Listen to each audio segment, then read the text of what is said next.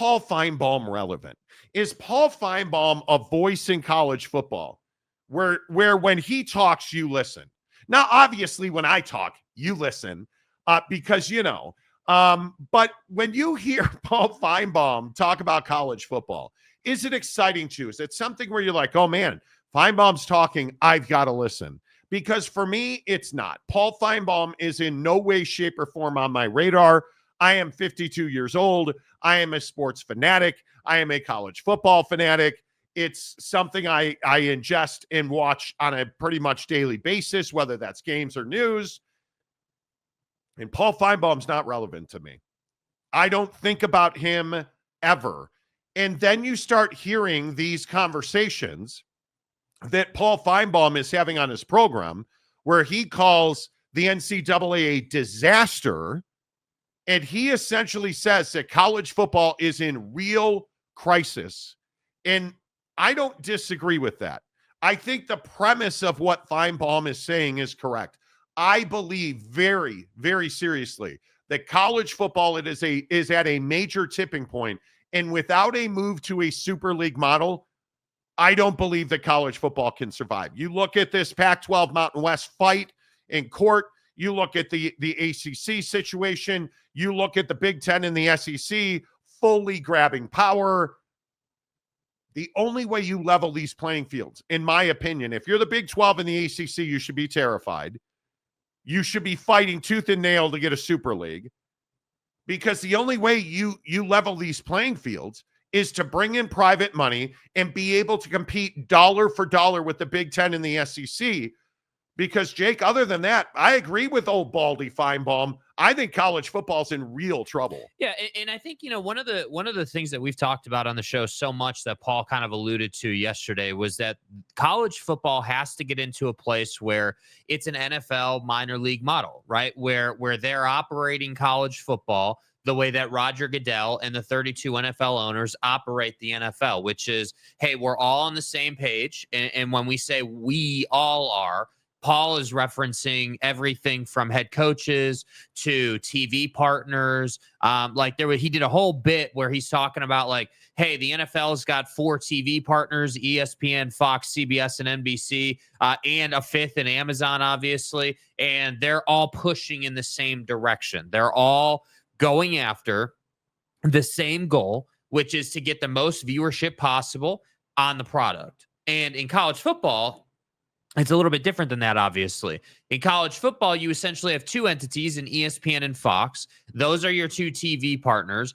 And Paul's point that he was making was that they don't really work together a ton to push the sport forward. They're just kind of doing their own deals, and, there's viewership here, viewership there, but not everybody in the room is following sort of this same like goal and mission. And I think we've talked about it on the show so much that college football has to get it to a point with the Super League concept, which I completely agree with, where everyone's on the same page. Hey, we've got this many teams in the Super League. We've got this many TV partners, covering the Super League or distributing the Super League.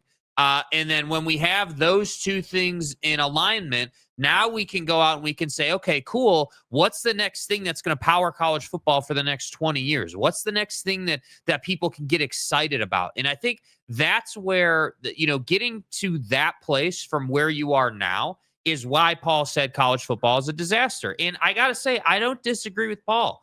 College football is not in a great place from an organizational standpoint. Whoa. I think that's correct. The college football world is not dying.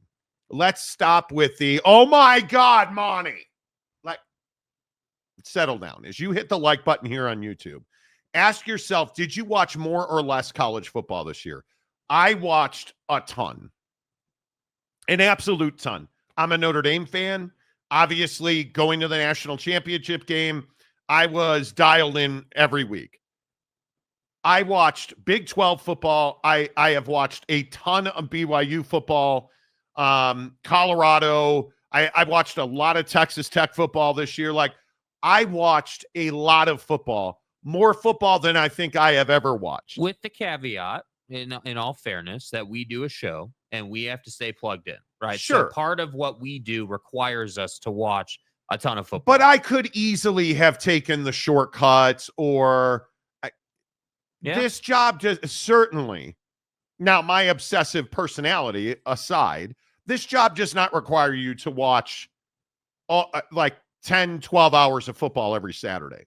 You could, I think you would agree with that. We know people who don't. I think that, so there, it's just like anything else in life when it comes to your job or what you do, right? There's, the right way, and then there's the other way to get to the same place. So the right way would be, like, it depends. Like, if we're going to talk about a game in detail, I got to watch that game front to back. I got to be able to talk about the intricate details, So like, there are some games, like in my mind, when I'm thinking about what college football I want to watch, I have like kind of three tiers or 2 tiers. The tier 1 games are the games where it's like, hey, you damn well better be posted up in front of the TV, watching that game and understanding the nuances and the intricacies of what actually went down in that football game. The tier 2s are like, hey, I'd like to catch maybe the first half or the second half, and I'd really like to understand this guy or that guy. Hey, Oregon, the number 1 team in the country. Yeah, they're playing, crap box state. Michigan.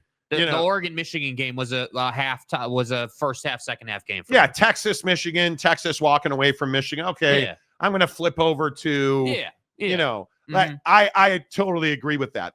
Now, the third tier. The third tier are games where I'm going to maybe catch a possession or 2 in the entire game, and I'm just going to look at the box score after the game, because it's going to be a matchup where it's like, hey, this team should beat the hell out of the other team. Alabama Mercer. Right. And I just need to see, like, hey, did we get, Ohio State playing Purdue? Was it a Will Howard game, or was it Travion, or who was it? That type of situation. And so my main point in all of that is just that when Paul's talking about college football needing to get, more together, more organized, more kind of pushing in the same direction, I don't disagree with him on that.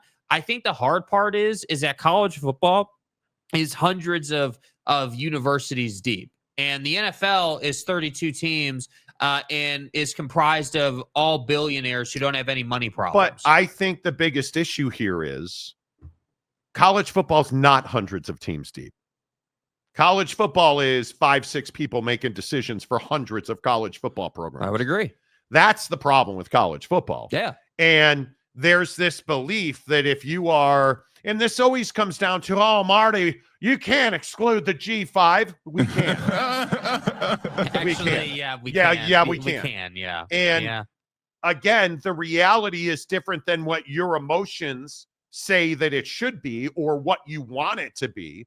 But the truth is, how many G5 programs, and we've talked about this, maybe UNLV is a great example of this. How many G5 programs are capable but won't spend the money? How many G5 programs are willing to put $1 billion into football? Yeah, I would say very few, and that would be extremely rare.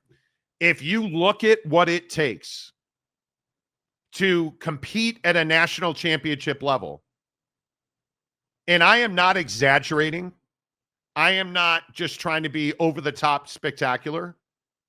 If you are any G5 program, if you want to compete with Ohio State, it's probably $1 billion you have to inject into your football program, because you need the facilities, you need the human beings, you need the players. It's everything. You need a nicer bus. You need, everything. Yeah. You need, look across this country. How many spectacular college golf facilities are we seeing? Mm-hmm. A ton. I think it was, I think the other day, it might have been Vanderbilt maybe, or it might have been Rice put out a ridiculous spending like just millions. Crazy money. So let me get this right. Their football programs are making so much money that they're powering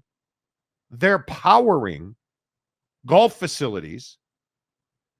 And you think that you can just, oh, well, we're Boise State.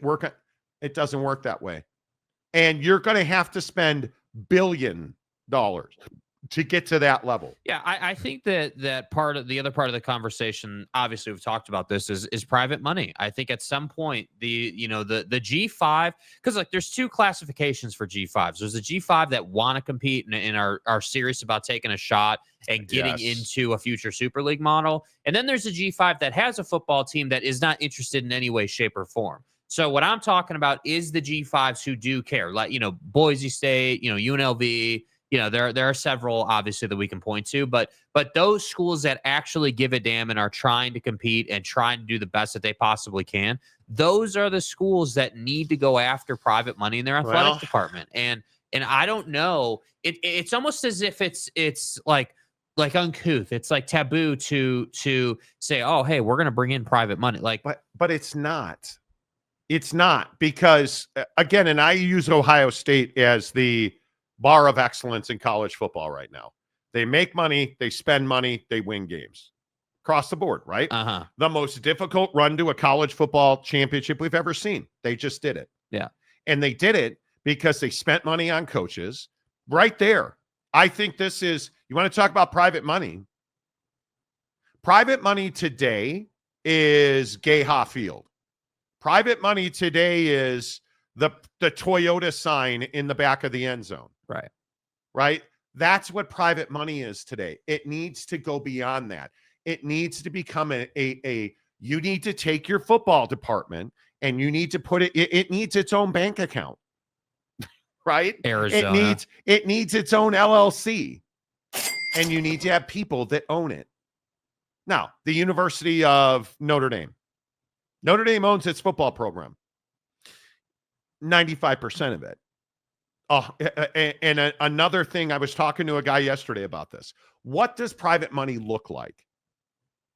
Have you thought about, have you done the equation of, well, what is, everybody talks about private money. What does that mean?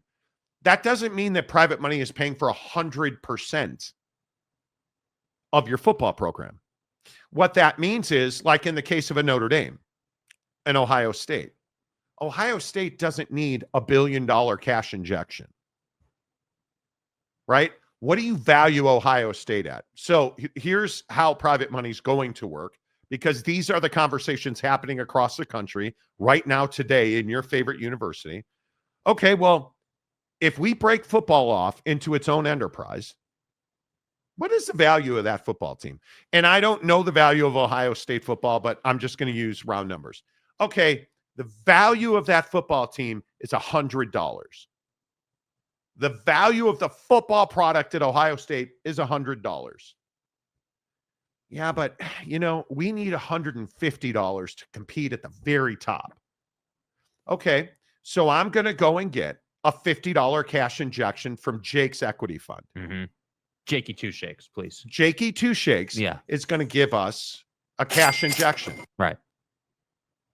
He now owns not 50% of Ohio State football. Mm-hmm. Right? If the valuation's 100 and you're putting in 50, that doesn't mean you own half the program.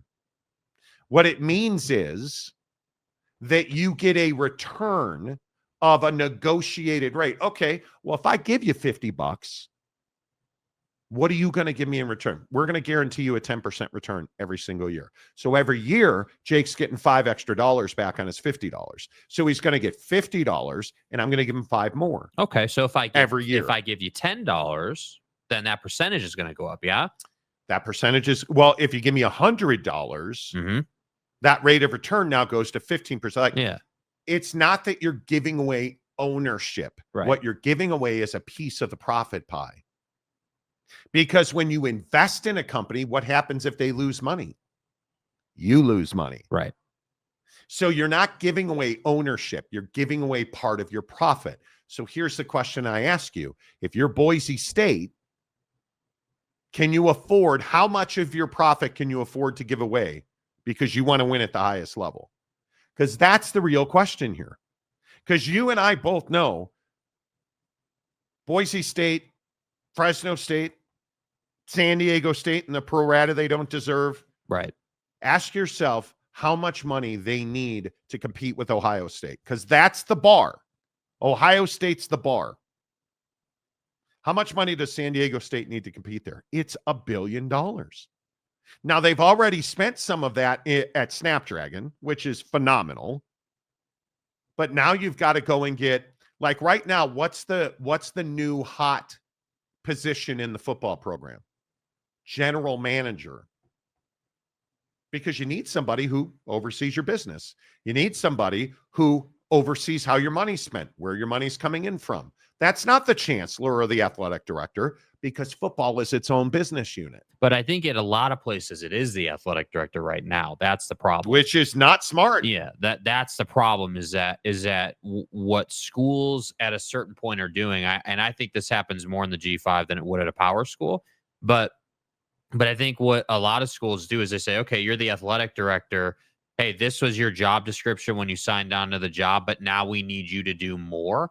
And you're the only logical choice. And I think that if we've learned anything over the last couple of years in college football, whether it was the Pac-12 situation, whether it's been the molding of the college football playoff, the reality of the situation is that people don't know what to do to keep up with the times. So like people don't understand, okay, well, if our athletic director is responsible for everything happening in the athletic department, is it smart to then pile on top of that? Or would it be smart to go ahead and hire someone to only worry about the money coming in and out of the program and just allow the AD to do the ADing, if you will? Yeah. And that's what I think people don't want to do right now, because there's added costs. You got to pay another person. And I don't think they want to pay somebody yet. And you start looking at some of the numbers. USA Today did a great job with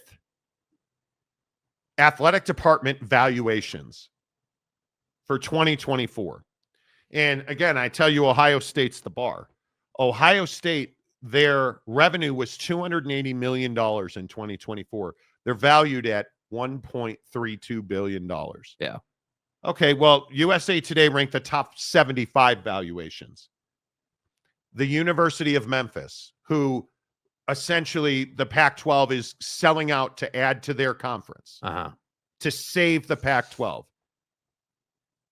It's worth $148 million, and they made $64 million. Let that sink in. Memphis worth $148 million.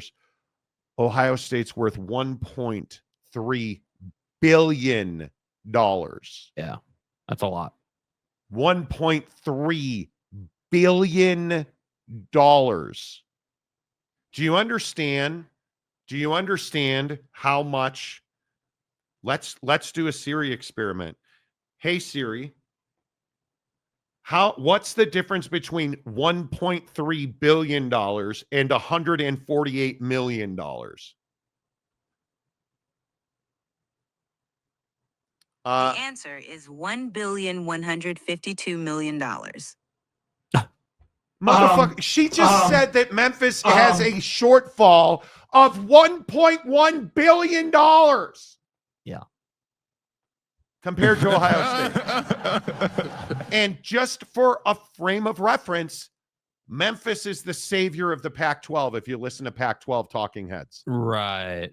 At a $1.15 billion deficit. So you have no frame of reference here, Donnie. And that doesn't even account for South Florida or East Carolina. Oh, look at that. Boise State. Boise State at $178 million valuation. Good luck. You're $1 billion short at Boise State. You're the 72nd most valuable athletic department in the country. That's why when we talk about private money and we talk about super leagues, it's not if or will, it's when and how the super league will happen. Yeah. Because there's too much money to be made. And people like Boise State, dude, you know how many potatoes $1.1 billion is? Do you understand how much money that is? That's a lot of money. You're not doing, you can build all kinds of new facilities in Boise. You're not coming up with $1 billion. So The haves and the have-not, I think it's absolutely real. Do I think college football is dying? I don't. Do I think we have real systematic issues? Yes. Do I think that Greg Sankey and Tony Petitti have far too much power? Yes. Do I think the G5 will ever have a chance to truly compete regularly for a national championship? I don't. I do not. I think we're probably going to 14 teams this coming year or the year after. And then in 2027, I think we're going to have a Super League. Because there's just too much money to be had not to do it. Yeah. Do you guys understand how far apart that is? Yeah, and that's where I say, like, college football has to kind of get its ducks in a row here. It's a $1 billion difference in valuation. Yeah. If I go to a bank and I'm worth $1 billion and he's worth $100 million, do you know how far apart that is? You don't have a bridge to span that gap. You don't have, there's no loan that's getting you there. I hope people understand how big of a schism, how the Grand Canyon can't hold that much money. Yeah. You're talking about football programs that they made $64 million in revenue. You know, that's only $220 million behind what Ohio State made. That is earth-shattering to me. And crappy athletic programs like Oklahoma are making $200 million. That is what is so shocking to me, that you are looking at a situation where you just can't make this kind of money up. Like, do you understand that somebody like Oklahoma State is 46th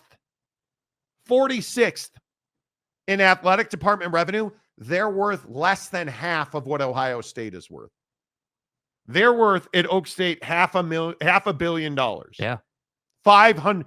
A winless football team is worth $500 million. Ohio State's worth $1.32 billion.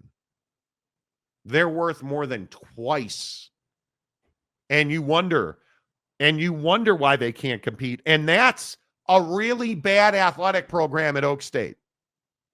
Where didn't the president just step aside there? Yes. That's how bad the athletic department is. And they're still worth $500 million. And you're worth 100. Yeah. It's pretty clear, dude. Separation of classes is real. That's the biggest issue. Yeah. That is the single biggest issue when we go up and down these lists. We do it all the time. Let's read you the top 10. Okay, for frame of reference. University of Oklahoma with a valuation of $928 million. Their revenue was $199 million. So from here up, everybody's making $200 million in revenue. Mm-hmm. Tennessee at 9, $202 million. At 8, Nebraska, who doesn't win anything but volleyball. $943 million valuation, $205 million in revenue. Georgia, a dynasty in college football worth $950 million, making $210 million. Notre Dame worth $969 million, estimating $224 million in revenue. Their books are private. Alabama worth $978 million, made $200 million. University of Michigan, $1.06 billion valuation, $230 million. Texas A&M, $1.26 billion valuation on $279 million.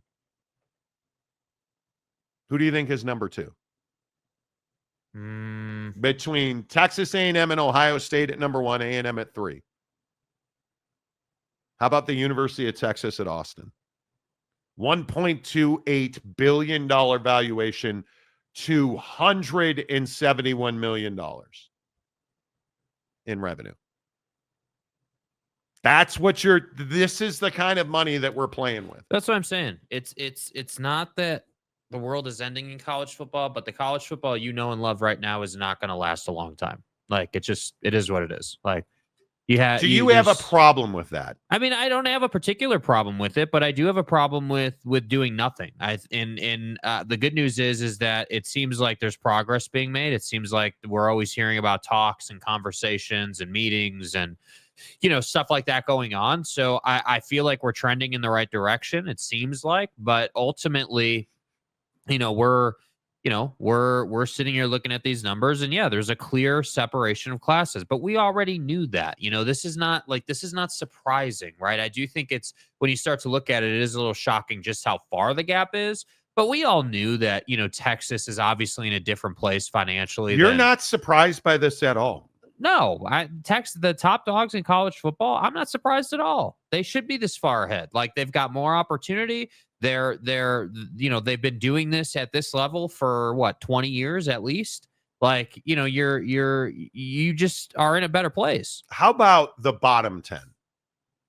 Because I think this is shocking. Obviously, I told you about Memphis. And again, real quick, look at the top numbers. 1.3, 1.2, 1.2. Look at all the billion. Yeah. Look at all the top 4 teams, the top 4 universities are over $1 billion. Memphis at 148. South Florida at 150. 150 million valuation.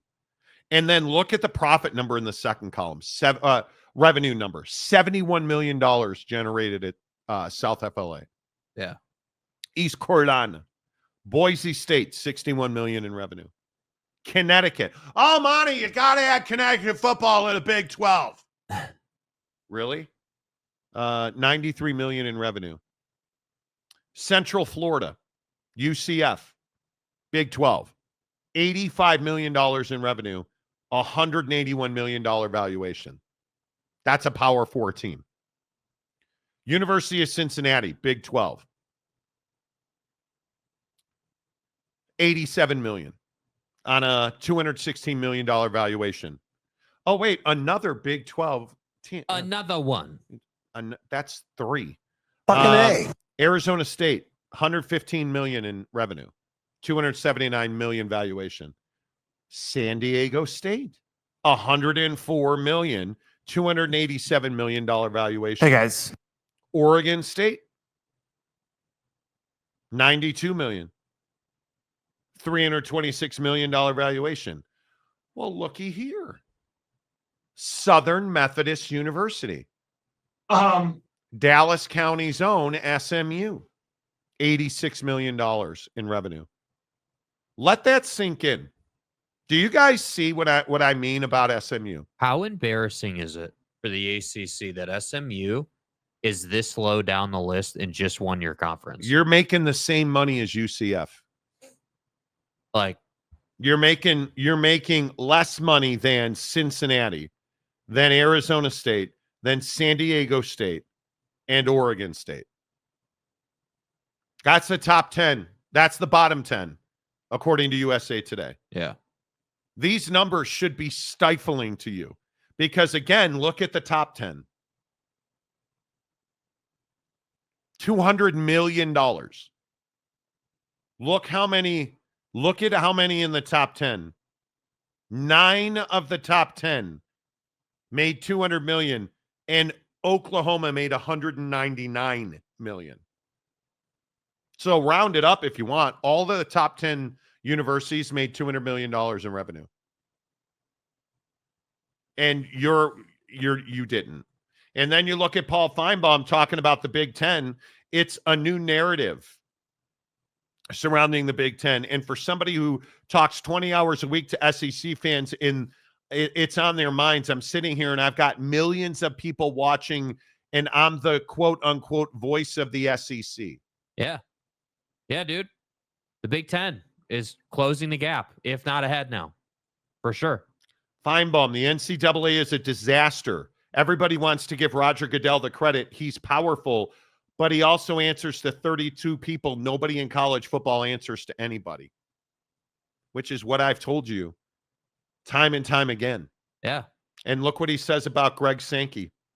Somewhere along the way, I didn't know how Greg Sankey and Tony Petitti could do it, because those right now are the two controlling entities in college football. 100%. Wait a minute. That can't be true, because I've said that and you guys told me I'm an idiot. Right. Whoever came up with that shit need to be fired.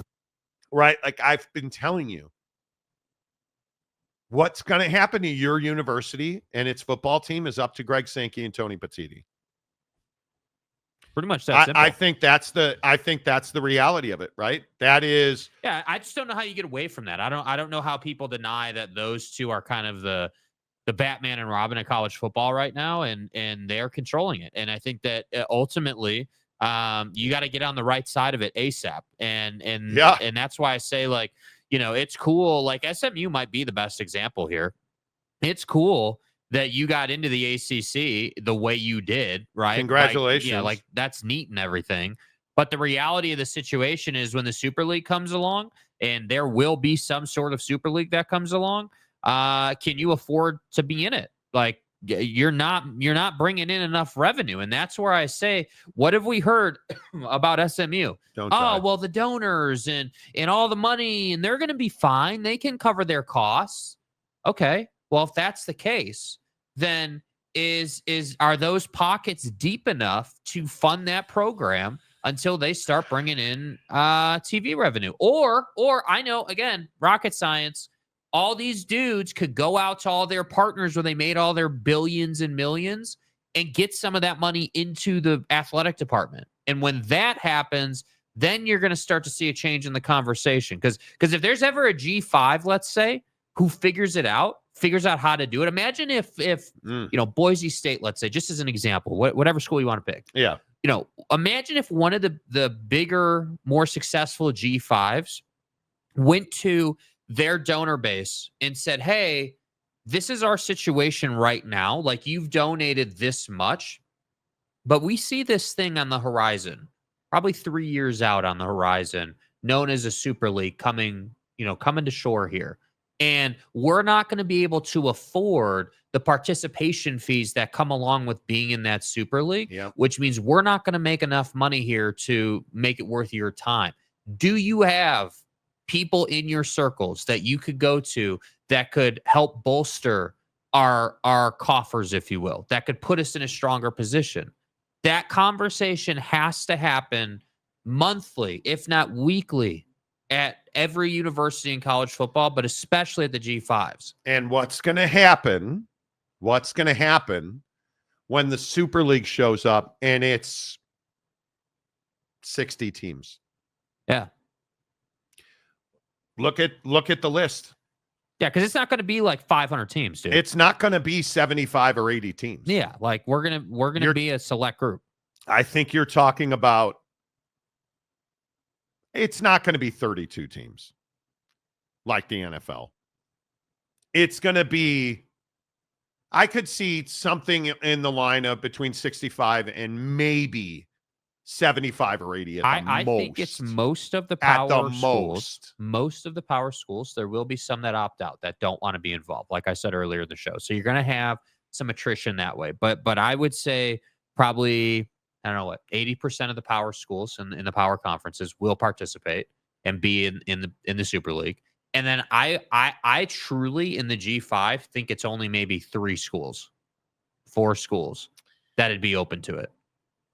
I would agree with that, because you look at some of the, and this is what I always ask about BYU. And again, there are estimated numbers out there that have BYU at $100 million in revenue. Can you sustain a $1 billion enterprise on $100 million in revenue a year? I don't know. Who replaces Tom Homo in all those relationships? How about that yesterday? Right? I mean, Tom Homo retiring, an absolute legend for BYU, someone who had a massive impact, someone who's led them to, just clearly greener pastures than when he joined BYU in the athletic department. And so it's like, hey, Tom got you to the Big 12 and got you into this great position where you were competing for a Big 12 championship this year until the last 2 weeks of the season, obviously. And now it's a thing where it's like, okay, well, who's going to replace Tom? And does that person have Tom's vision? Does that person align with what Tom was doing? Because if they don't, and BYU's philosophies as an athletic department change, who the hell knows where they're going to be? I mean, like that's just so uncertain. So that's why I say I think this conversation is somewhere in between what Paul said and what the college football homer wants to tell you, which is Paul said, hey, college football is a disaster right now. College football homer saying college football has never been better. Yeah. And I think we're somewhere in the middle. And I do think that there needs to be some reform here. There needs to be change. And it was never going to be a thing where, we just stayed in the OG model forever. But I think it's hard to go from what to the new thing on the block. There's always going to be haters. And as far as BYU goes, Tom Holmoe was as good of a human being. He was an incredible administrator. He was an incredible statesman, if you will, a politician, an operator. You don't replace Tom Holmoe. You move on. You're not going to replace Tom Holmoe. Right. And he is going to retire at the end of the school year. And you are going to have to prove day in and day out that you can operate behind the scenes. Because we had a lot of exclusives on this show about the Big 12 and the expansion of the Big 12. And Tom Holmoe was right in the middle of that. Right.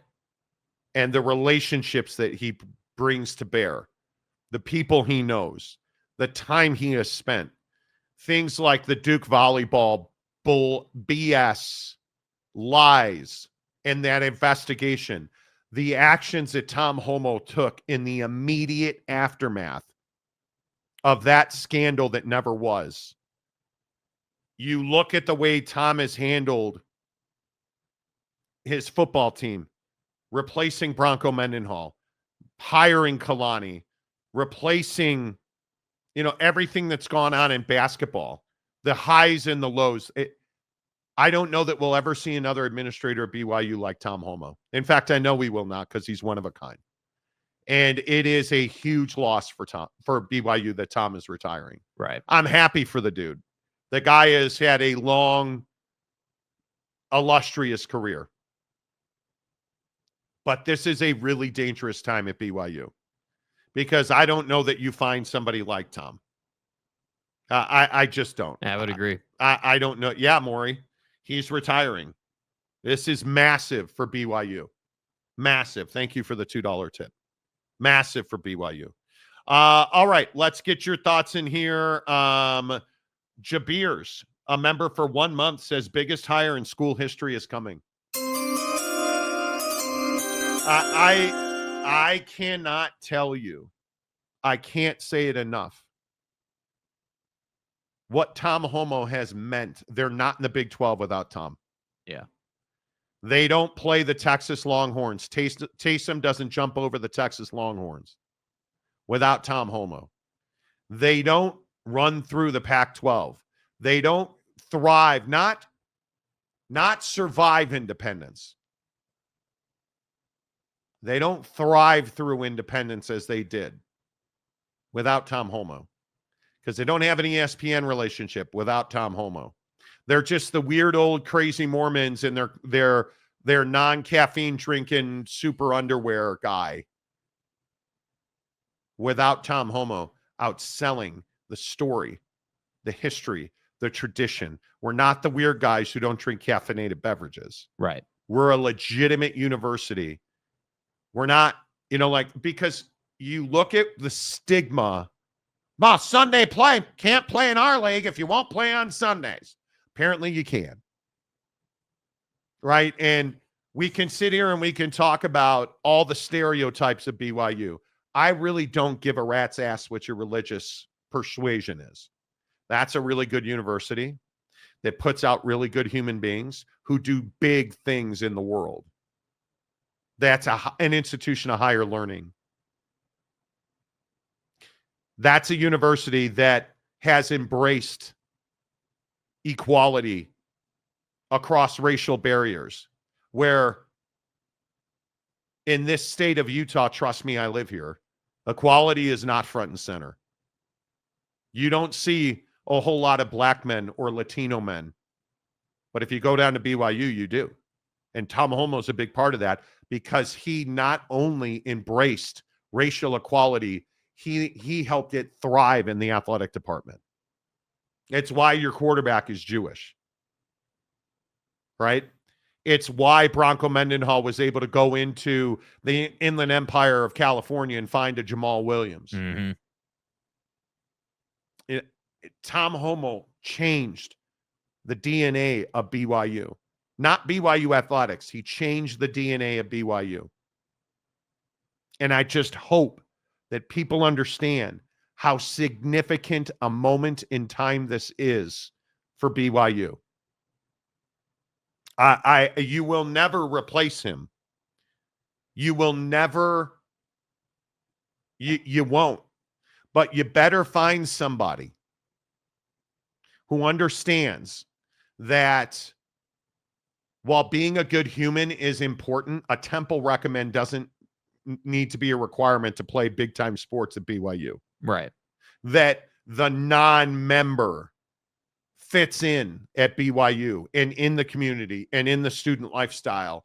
And Tom Homo knew that and embraced that. Tom Homo, though, made sure that things like the honor code never took a backseat. Again, Jamal Williams, possession by consumption of alcohol. Took a year off from the program. The stain that the Harvey Unga scandal, laid at the feet of BYU athletics, that Tom Homo helped that school get over. Yeah, when did he start at BYU? It has to be 1937. Yeah, what was his? Let me just. You guys think about that Duke volleyball scandal, and if you don't remember, a Duke volleyball player claimed that a fan at BYU, a BYU fan in Provo, during a game dropped an N-bomb on her. And BYU, led by Tom Homo, went to the ends of the earth to find evidence that happened. Video evidence, audio evidence, witness testimony, interviewing, talking to everybody. Zero evidence was ever uncovered. Now, the stigma of it, screw you, Don Staley, you hack. But the efforts that were put into making sure that didn't happen, and what certainly would have been hellfire had it happened, Tom Homo led that charge. Tom Homo wasn't looking for a particular outcome. He was looking for the truth. And I think that mattered. Yeah. When did Tommy start? March 2005. 20 years. 20 years. And the things that guy has been through. Yeah. Jay Beers, he understood the importance of the non-member. He understood it. Steve Young would qualify as a huge hire, but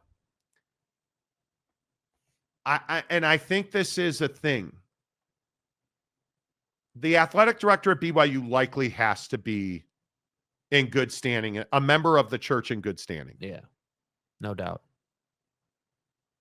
But you also have to be an operator. And I don't know, is Steve Young that guy? Can you go outside of BYU circles to find that? I don't know. I really don't know. I am. What I do know is I bet you Tom has a couple of names that he thinks would be proper to follow him or succeed him. Yeah, it'll be interesting. It will be interesting. It's just a matter of.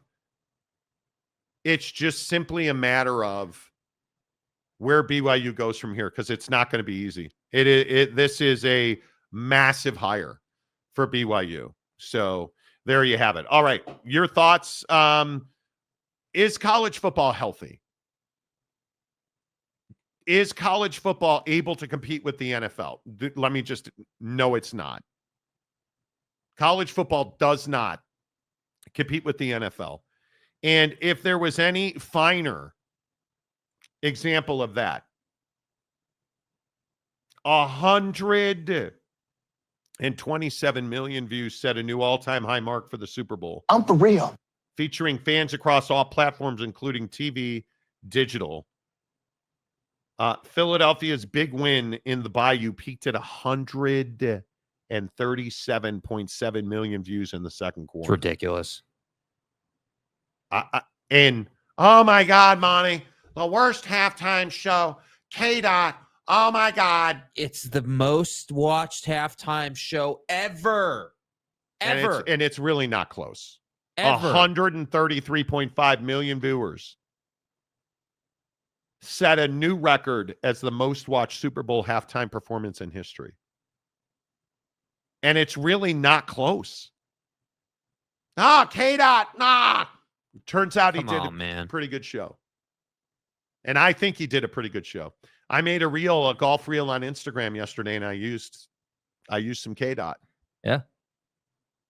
Yep. Do you guys understand how much money he made on that? He is dominating Apple Music this week. Dominating. And I'm playing right into that, bro. Been bumping me some DNA, bumping me some Not Like Us. It's wild. Yeah, dude. Roche, BYU couldn't have a shortage of qualified guys. They're literally religious about their jobs. So that religious about their jobs. Okay. I think they probably have candidates, and they know who those candidates are. Right. The eye patch, this ought to be rich. I'm sure Homo has some recommendations, and I'm sure the team down south has someone already to replace him. I don't know. Again, they're not going to replace him. I'm sure they have somebody they want to be the next athletic director. Nobody replaces him. Brandon Butler, no, it's not. College football is in a scary space. Too many programs are running at a deficit. Yep. And you look at the teams, like if you look at the bottom 75 here, the bottom 10 in the top 75 revenue generating athletic departments, according to the USA Today. Let me find a way to get all the banners off the screen. Look at the conference affiliations. Mountain West, Boise State, who's now in the Pac-12. Right? You look at San Diego State, who's now in the Pac-12. Oregon State in the Pac-12. So when we talk about, well, what are we looking at financially? The biggest issue is the profit and loss sheet doesn't matter to TV partners. And the reality is, if we look at the midline in this report, you know what the reality is? Teams like Illinois are in the Big Ten. They're making $148 million. You're worth more because you're in the Big Ten or the SEC. The Dukes and the Florida States are always going to be there, right? But you look at who's the number one revenue generator in the Big 12. Does anybody know who that is off the top of your head? Would it be number 33 in the country? Texas Tech University.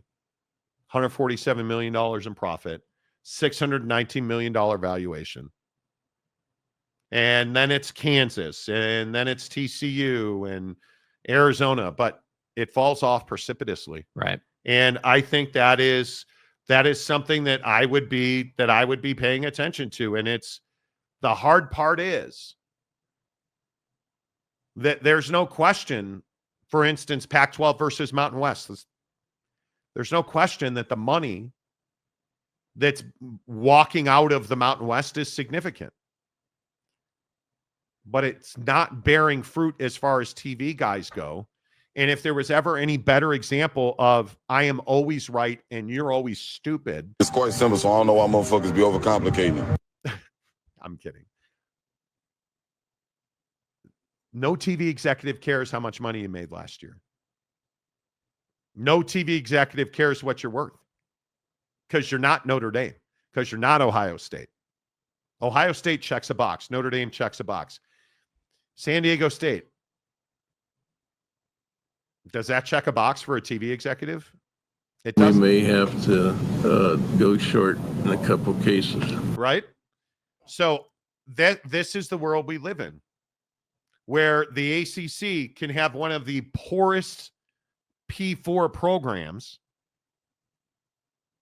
in SMU, who made $86 million last year. Like, That's wild. And not only they may have made that, but can you imagine how much money they're having to pay out from collectives, from fundraising, sponsors? yeah, I mean, it's great you made that money, but what should you be making? Like, you did- $86 million isn't making money. Yeah, I mean, you did a deal with the ACC where you're not bringing in revenue from the conference, and so you're having to cover that gap. And look, I understand why you did the deal for if you're SMU, I get it, but ultimately, I'm just telling you, man, the expense sheet's only going up. You know, like you think it's expensive now for them to be in the ACC. Again, what are they going to be a Super League team? And if you look at the Big 12 and the Big 10, obviously the 2025 number is going to be significantly different because anybody that left the Pac-12, the exiting 10 members, the drawdown from the fees that they lost in the Comcast repayment, and Yes, they're hemorrhaging money on that stuff. So just a very interesting mix. It is a very interesting mix. And I think it is, I do think college football is not dying. no, It is not. but it needs to get healthier. It's not healthy. Yeah. It's not healthy. Why is Utah not higher? Well, I think it's exactly what I just said. I think it's pretty And straightforward. I think Utah's in the mid 40s somewhere. Interesting that UCLA made $105 million on a 472 valuation. Utah is 56th, $126 million in revenue, $468 million in evaluation. Colorado, 55th, $127 million, 470. I mean, you look at the drag on the exiting 10 members of the Pac-12, and it is just a ball buster. Right. It's a ball buster. It's a lot. And again, I think these numbers get better the further away from the Pac-12 meltdown you get. So we'll see. Let's get your comments in here. As always, presented by our good friends at Prize Picks. Prize Picks, America's favorite daily fantasy app. Tens of millions of you are on Prize Picks playing with us. The first thing you need to do is hit the like button here on YouTube. If you are watching on any of our other platforms, Spotify, Facebook, Twitter, TikTok, come on over, bud. Yeah. Find us on YouTube, subscribe to the channel, give us a thumbs up. It really helps the channel grow. And then understand my greatness, okay? Because as I am and wanting to say on a daily basis, pimps are going to pimp, right? Such as in like. Yeah, And you know, stuff. right. I think we all recognize that. Because shit's going good. I would first like to ask Devin Booker why you hate me. I buy your shoes. I forearm strengthen thinking about your jumper. He had a 28.5 point number last night. And he put up 28.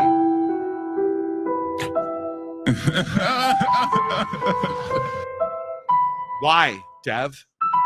Why? Is it because my last name's not Kardashian and I don't have a big fake rack? Is that what is it because I don't twerk on the pole? Is that why you couldn't get me just one more point? Maybe make a single three-pointer. You prank.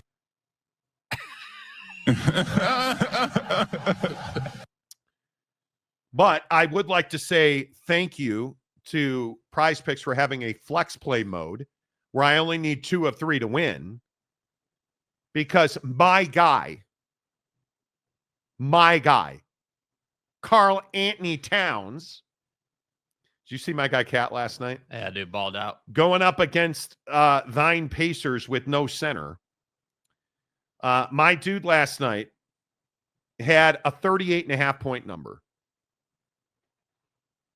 Okay, you might say that's a lot. Well, considering he had 40 points, so 38.5 points, rebounds, and assists. Dude, he had a 40-piece nugget. No, shut up. I hate that so much. He 38.5 points. He put up 57. And because I am a degenerate loser. Right. Loser. I went to the other side of thine ledger in that game because we know that the Sixers don't play defense. Scotty Barnes on a 26.5 points, rebounds, and assists last night. 33 points, 10 boards, 3 dimes. 46. Bless up. Winning. Because that's how you win on Prize Picks. All it is more or less. Devin Booker last night, 28.5 points, more or points, rebounds, and assists, more or less. I went more. I got a knuckle deep because he only came up with 28. Right? Stay hard. A knuckle deep. You got a knuckle deep. It was painful too. But thankfully I played a flex, which means I only need 2 or 3 to win. Yeah, flex up, you know? Karl Anthony Towns came through. Scotty Barnes came through. I won. Yeah. Life is good. It's that I've simple. been a rich man and I have been a poor man, and I choose rich every fucking time. It's right. Pay saying. me. Pay Just saying, me. flex play. I'm pushing $1,000 in my Prize Picks account. A band. Right